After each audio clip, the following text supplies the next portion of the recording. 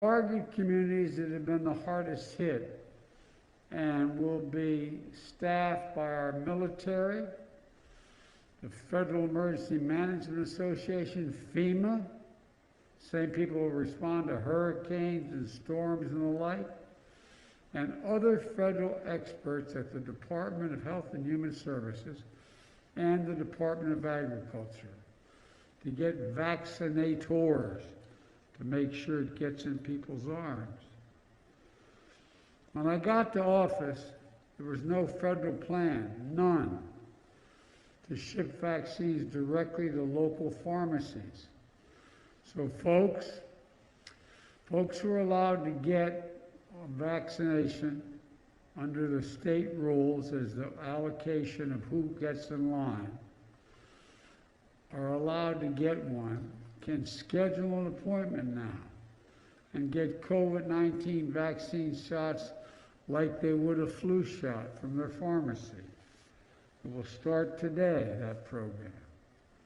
And for folks who can't get to a pharmacy, we're deploying mobile units and sending vaccines to community health centers, federally run community health centers, to take care of the poorest of the poor that reach the hardest hit and the most underserved areas in the country: Black, Latino, Native American, and rural communities.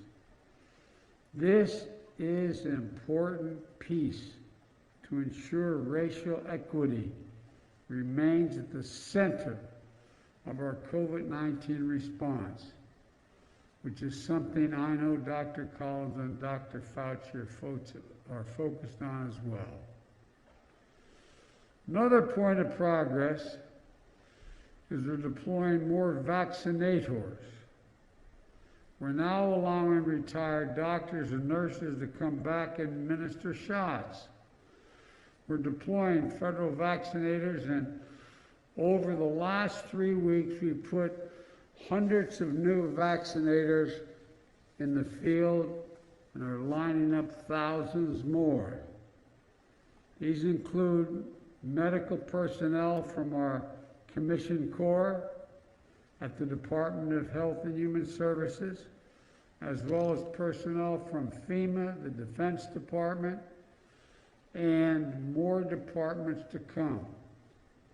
All told, we are on track to surpass the goal I set on day one. When I was sworn in, just before I was sworn in, I indicated that my hope was to administer 100 million shots in the first 100 days of our term. I believe we'll not only reach that, but we'll break that. But like I said before, that's just the floor. That's just the floor. Our end goal is beating COVID-19, which brings us to the challenge that remains. We remain in the teeth of this pandemic.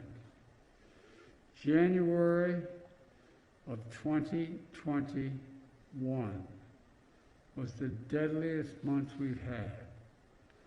We lost over 100,000 of our fellow citizens. We're on track to cross 500,000 dead Americans this next month. The new strains emerging create immense challenges, and masking is still the easiest thing to do to save lives. But we need everyone to mask up. And by the way, I know it's a pain in the neck, but it's a patriotic responsibility. We're in the middle of a war with this virus. It's a patriotic responsibility. Not only if you care about your family, you care about your fellow Americans. You realize more people have died in the last 12 months than died in all 4 years in World to. All 4 years. That's why I asked what the full extent of my authority as President of the United States could be. I signed an executive order that required masking on all federal property, on modes of travel like planes, trains, and buses across interstate commerce. And I've been calling on governors, Republican and Democrat, mayors, Republican and Democrat, and local officials to institute mask mandates within their jurisdictions.